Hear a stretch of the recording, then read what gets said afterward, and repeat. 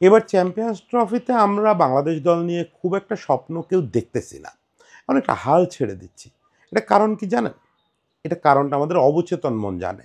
আমরা বেশিরভাগই এটা প্রকাশ্যে স্বীকার করতে পারতেছি না মানে কেউ বাধা দিচ্ছে তা না, চাচ্ছি না প্রকাশ্যে স্বীকার করতে। অ্যাকচুয়াল কারণ হচ্ছে সাকিব নাই। সাকিবের ফর্ম কী ছিল, সাকিবের বোলিং অ্যাকশন কী অবস্থা, চোখে দেখে কিনা, এসব হিসাব বাদ দেন। ২০০৭ সাল থেকে আমরা যে মেজর ট্রফিগুলোতে কিছু কিছু পারফর্ম করছি, কিছু কিছু জায়গায় ফাইট করতে পারছি, এর ওয়ান অ্যান্ড অনলি রিজন হচ্ছে সাকিব আল হাসান।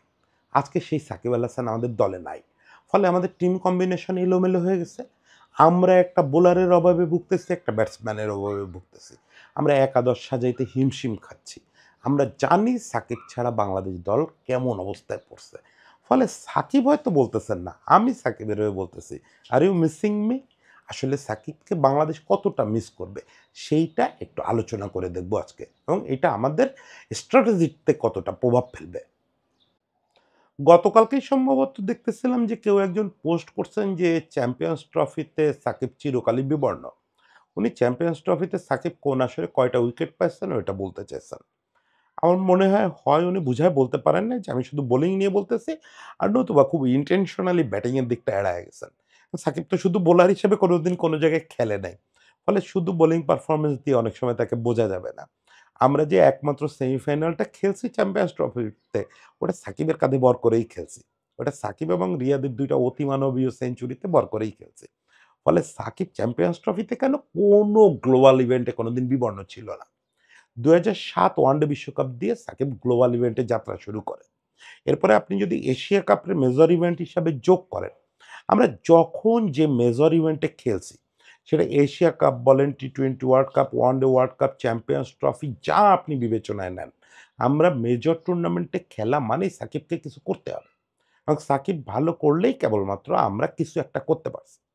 ২০১৫ বিশ্বকাপে আপনার মনে হতে পারে যে আমরা কোয়ার্টার ফাইনাল সাকিবের অবদান ছাড়া জিতছি। একটু স্কোর কার্ডগুলো দেখেন। হয়তো সাকিব রুবেলের মতো শেষ ২ উইকেট নিয়ে নায়ক হয়ে যায় নাই। হয়তো সাকিব রিয়াদের মতো ব্যাক টু ব্যাক ২ টা সেঞ্চুরি করে নায়ক হয় নাই। কিন্তু সাকিবের অবদানটা টের পাবেন। শুধু কিচ্ছু না, যে ২ টা ম্যাচ আমরা জিতছি, ওই ২ টা ম্যাচে সাকিবের ইমপ্যাক্ট তো দেখবেন। আর যে ম্যাচটা সাকিব বের করে আনতেছিল নিউজিল্যান্ডের বিপক্ষে, ওই ম্যাচটা দেখেন।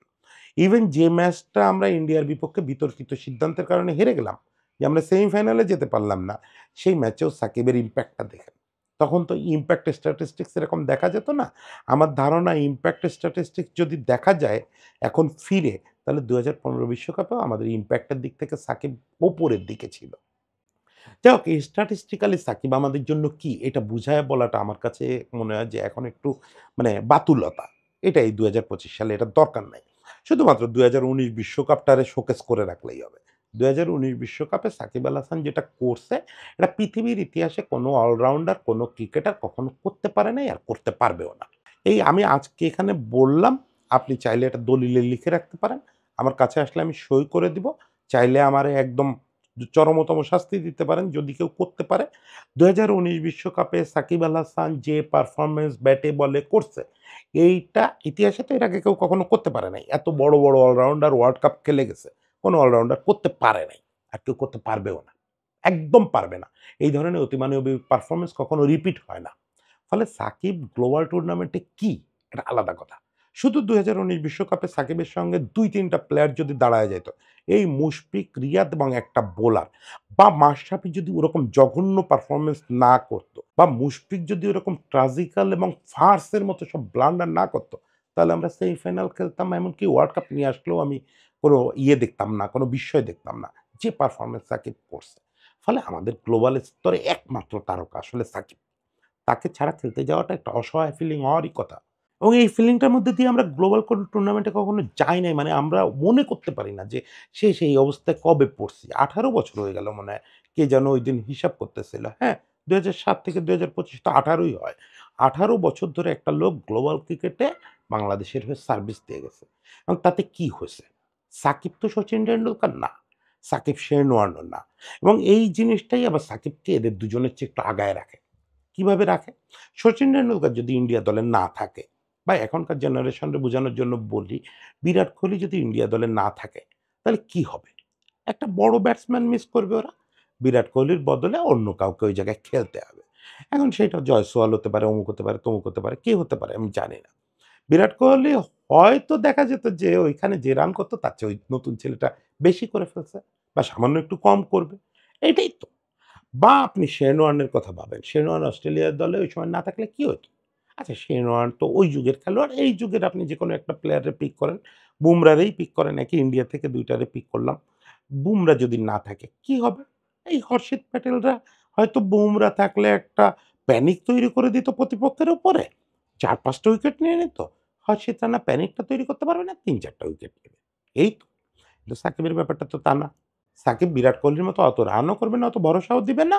আবার বুমরার মতো ওই প্যানিকও ক্রিয়েট করবে না, আবার অতগুলো উইকেটও নিবে না। কিন্তু সাকিব তো ২ জন। সে মাঠে নামতেছে আপনার দলের সেরা ব্যাটসম্যানদের একজন হিসাবে। সে মাঠে নামতেছে আপনার দলের সেরা ব্যাটসম্যানদের একজন হিসাবে। মানে তাকে আপনি পিওর ব্যাটসম্যান হিসাবে খেলাচ্ছেন। ওয়ানডেতে সে সাফল্যগুলো পাইছে ৩-৪ এ, মেইনলি ৩ এ। ৩ এ খেলে কে? দলের সেরা ব্যাটসম্যান। তার মানে সাকিব দলের সেরা ব্যাটসম্যান। আবার বোলিং অপশনে আসেন, সে হচ্ছে বোলিং আক্রমণের নেতা। আমরা যেটাকে স্ট্রাইক বোলার বলতাম, ফ্রন্ট লাইন বোলার। আপনার যদি স্পিন দিয়ে অ্যাটাক শুরু করা হয় তাহলে সাকিব অ্যাটাক শুরু করবে। আর যদি পেসাররা অ্যাটাক শুরু করে তারপরে এসে সাকিবই মূল দায়িত্বটা হাতে নিবে। আমি দেখছি আমি যখন জ্যাক কার্লিস, ইমরান খান বা কপিল দেবের চেয়ে সাকিবরা আগায় রাখি, একমাত্র সোয়ার্স ছাড়া বাকি সব অলরাউন্ডারের চেয়ে আগায় রাখি, অনেকে এই পয়েন্টটা বুঝতে চান না। আমার ক্যালিস, ব্যাটসম্যান ক্যালিসকে নিয়ে কোনো আপত্তি নাই এবং অলরাউন্ডার ক্যালিসও অনেক গুরুত্বপূর্ণ। আচ্ছা কিন্তু বোলার ক্যালিসের উপরে কতটা ভরসা করছে বলেন তো তার শেষ ১০ বছরে সাউথ আফ্রিকা? তাকে কি মূল বোলার হিসেবে সার্ভিস দিতে হয়েছে? একই কথা কপিল দেবের কথা ভাবেন, ইমরান খানের কথা ভাবেন, তারা কি কেউ দলের মূল ব্যাটসম্যান ছিলেন? যদি ৬-৭ থেকে কিছু আসে, ওই জিম্বাবুয়েরে হারানোর ওই ম্যাচে যেমন করছিল কপিল দেব, ওটা বোনাস। পৃথিবীর বেশিরভাগ অলরাউন্ডার গ্যারি সোবার্স আর সাকিব আল হাসান বাদে পৃথিবীতে এরকম অলরাউন্ডার আসে নাই যে একই সঙ্গে দলের মূল ব্যাটসম্যান এবং দলের মূল বোলার। এইখানেই সাকিব আলাদা। আপনার দলে সাকিব থাকা মানে আপনি পিওর ১২ টা ব্যাটসম্যান নিয়ে খেলতে পারতেছেন। আমরা ৮ ব্যাটসম্যান নিয়ে খেলতে অভ্যস্ত। তাতে কি হয়? ৮ ব্যাটসম্যানে যদি আপনার ২ টা অলরাউন্ডার থাকে এবং তার মধ্যে একটা যদি হয় সাকিব আল হাসান, তাহলে আপনার একাদশে খেলোয়াড়ের সংখ্যা দাঁড়াচ্ছে ১২-১৩। এখন এই কথাটা তো কথার কথা না। এটা তো জেনুইন ব্যাপার যে আপনি ৮ ব্যাটসম্যান নিয়ে খেলার বিলাসিতা দেখাতে পারেন সাকিব থাকলে। কিন্তু এখন এই টুর্নামেন্টে কি হবে? সাকিব নাই, ওই হাহাকারের কথা বাদ দেন। বা আমি যে নস্টালজিয়ার কথা বলতেছিলাম এটার কথা বাদ দেন। স্ট্র্যাটেজিক্যালি দেখেন, স্ট্র্যাটেজিক্যালি কত বড় বিপদে আমরা পড়ে গেছি। আমরা যদি ৮ ব্যাটসম্যান নিয়ে খেলি বা ৭ ব্যাটসম্যান নিয়ে খেলি, মিরাজ যেহেতু অলরাউন্ডার আমাদের জেনুইন বোলার দাঁড়াবে ৫ জন এবং 5th বোলার হচ্ছে মিরাজ। মিরাজ কখনো ফ্ল্যাট উইকেটে বা বড় চ্যালেঞ্জিং জায়গায় ওয়ানডেতে এখনো 5th বোলার হিসেবে প্রুভেন না। মিরাজ সারা জীবন সাকিব থাকতে তার রোল ছিল 6th বোলারের। এই জিনিসটা আমরা প্রায়ই ভুলে যাই। মিরাজ কখনো 5th বোলার হিসেবে বড় জায়গায় রোল প্লে করে নাই। 5th বোলার হিসেবে রোল প্লে করতো অন্য কেউ, যেহেতু Shakib front line bowler, Miraz 6th bowler হিসাবে যাইত। এখন মিরাজকে 5th বোলার হইতে হচ্ছে। 5th বোলার হিসাবে সে ফ্ল্যাট উইকেটে কি আদৌ কাজ চালাতে পারবে? মানে ফ্ল্যাট উইকেটে আপনি আপনার ৫ম বোলার নিয়েই সন্দিহান থাকবেন সাকিব না থাকায়। যে 5th বোলারে কে আসলে সার্ভিস দিতে পারবে কিনা? আপনার ৫ জন তো জেনুইন বোলার লাগবেই। ধরেন আপনি পার্ট টাইমার ইউজ করলেন না। তার মানে ৫-১০ কে ৫০ ওভার তো কাটাইতেই হবে। ৫ জন তো জেনুইন বোলার লাগবে। এবার আসেন আজকাল ওয়ানডে দলগুলা যেভাবে খেলতেছে, ওয়ানডে টি-20 দলগুলা, যেটা আমাদের আবিদ হোসেন শামীম আজকাল প্রায়ই বলে যে আজকাল শর্টার ফরম্যাটে ৬ টা ফ্রন্টলাইন বোলারের কোনো বিকল্প নাই। আসলেই তাই, আসলেই তাই। কারণ আপনার একটা না একটা বোলার ফ্লপ করবে। ক্রাম্প করতে পারে, বাজে পারফর্ম করতে পারে। তখন একটা জেনুইন অপশন, যেটা মিরাজ থাকতে সুবিধা ছিল। যে মুস্তাফিজ পারতেছে না বা আজকের ম্যাচে সাকিব, তানজিম সাকিব খারাপ করতেছে, ওকে মিরাজ আজকে রোলটা প্লে করে দিবে। যখন সে 6th বোলার। কিন্তু যখন সে 5th বোলার, কে আপনাকে 6th বোলারের সার্ভিসটা দিবে? মানে এর মধ্যে যদি কেউ খারাপ করে, যদি কারো ক্রাম্প করে, তখন আপনাকে সৌম্য অথবা রিয়াদের উপরে ভরসা করতে হবে। দুজনের কেউ রেগুলার বল করে না। এবং ইন্টারেস্টিংলি ওদের যে বোলিং স্টাইল, তাতে দুবাই বলেন, রাওয়ালপিন্ডি বলেন, কোথাও কিছু হওয়ার কথা না। কারণ সৌম্য জেনুইন ডিবলি-ডবলি বোলার। ওইটা যদি ইংলিশ বা নিউজিল্যান্ডের কন্ডিশন হয়, টুকটাক কিছু করা সম্ভব। কিন্তু এই ইয়েতে অন্তত রাওয়ালপিন্ডিতে অন্তত ওই বোলিং করতে গেলে বিপদ হয়ে যাবে। আর রিয়াদও তো দীর্ঘকাল বল করে না। ফলে রিয়াদের ওই সেই অফ স্পিন আদৌ কোনো অপশন কিনা আমি জানি না এখন আর। সব মিলে সাকিব না থাকায় আমাদের একাদশ সাজানো খুব চ্যালেঞ্জিং হবে এবং সেটা আমার ধারণা শান্ত বা কোচ সিমন্স ওনারা খুব ভালো বোঝেন এটা স্ট্র্যাটেজিক্যালি আমাদের কতটা পিছায় দিচ্ছে। এই জায়গাটা আমাদের নির্বাচকদের কিছু করার ছিল। না, সাকিবরে জোর করে দলে ঢুকানোর কথা বলতেছি না। সেটা তো পরিস্থিতি বদলে গেছে। এখন সাকিবের অন্যান্য সমস্যা আছে, সঙ্গে বোলিং অ্যাকশন নিয়ে সমস্যা আছে। আর সাকিব তো সারা জীবন সার্ভিস দিতেও পারবে না। অ্যাকচুয়ালি তো সাকিবও ফুরায় আসতেছিল। গত ৩-৪ বছর ধরে হি ওয়াজ ডিক্লাইনিং, ব্যাপক ডিক্লাইনিং। স্পেশালি গত বছর ১.৫ ফলে সাকিব তো থাকবে না। যদি এই টুর্নামেন্টে থাকতো পরেরটায় থাকতো না। কিন্তু সাকিবের বিকল্প হিসেবে আমরা নিলাম কারে? আমরা নিলাম হচ্ছে নাসুমরে। মানে যদি আপনি পজিশন হিসাব করেন তাহলে দেখবেন নাসুম হচ্ছে সাকিবের জায়গায় ঢুকছে। নাসুম কি আপনি কোনোভাবে আপনার টিমে মেম্বার সংখ্যা বাড়াইতে পারেন? মানে একাদশে কোনো ব্যালেন্স আনতে পারে? পারে না। নাসুমের বোলিং একে আমি মনে করি যে এই যে রাওয়ালপিন্ডিতে ২ টা ম্যাচ খেলতে হবে ওখানে তারে একাদশের আশেপাশেও নেওয়া যাবে না। তো আপনার টিমে ২ জন খেলোয়াড় আছে যারা রাওয়ালপিন্ডিতে বল করতে পারবে না। মুস্তাফিজ, নাসুম। তাইলে আপনি কিভাবে টিম সাজাবেন? এখানে খুব সহজ সমাধান ছিল। আপনার দেশে একটা খেলোয়াড় আছে যার ব্যাটে মোটামুটি রান আছে, তারে আপনি অনায়াসে ৭-৮ এ ব্যাট করাইতে পারেন। আপনি তো ৮ ব্যাটসম্যান নিয়ে খেলতে চান, সেই ৮ম ব্যাটসম্যান হিসাবে আপনি অনায়াসে মাহাদিরে ব্যাট করাইতে পারেন।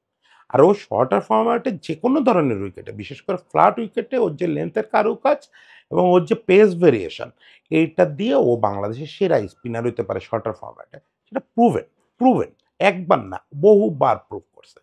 ফলে আমি মনে করি সাকিব না থাকাটা আমাদের স্ট্র্যাটেজিক্যালি যতটা পিছায় দিছে, সেখান থেকে রিকভার করার একটু উপায় আমাদের হাতে ছিল। খুব সামান্য হলেও একটু ছিল। আমরা হয়তো অত বিপদে থাকতাম না। এই জায়গাটায় আমাদের নির্বাচকরা এবং নির্বাচকদের এই সিদ্ধান্ত নেওয়ার পিছনে কোচ ক্যাপ্টেনের একটা রোল আছে। আমার ধারণা একটা ব্লান্ডার করছেন। এই ব্লান্ডারটা পুরো চ্যাম্পিয়ন্স ট্রফি জুড়ে আমরা টের পাবো। যে আমরা কি ধরনের ভুল করছি।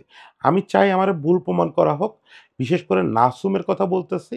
নাসুমের আমি ভক্ত।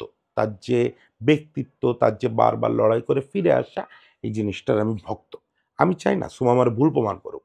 আরেকবার সে ব্যাটিং উইকেটে দেখায়া দিক যে সে সুযোগ পাইলে কি করতে পারে। স্টিল ও যদি ব্যাটিং উইকেটে নিউজিল্যান্ড এবং পাকিস্তানের বিপক্ষে ৬-৬ ১২ টা উইকেট পায়, তারপরেও আমার কথা মিথ্যা হয় না। নাসুমের ব্যাটে তো নাসুমরে দিয়ে তো আপনি ৮ নাম্বার ব্যাট করায় তার কাছ থেকে 50 আশা করতে পারবেন না। ফলে কথা আমার মিথ্যা প্রমাণ হবে না। ও ৬-৬ ১২ টা উইকেট নিয়ে নিলেও। যাই হোক আমি নিজেরে সত্যি প্রমাণ করতে চাই না। আমি চাই নাসুম সাকিব হয়ে উঠুক। আমি চাই মুস্তাফিজ হাসানের চেয়ে ভালো হয়ে উঠুক এই টুর্নামেন্টে এবং বাংলাদেশ ভালো কিছু করে ফিরুক। আমি ভুল প্রমাণ হওয়াটাই বরং ভালো। সবাই ভালো থাকবেন। বাংলাদেশের জন্য শুভকামনা।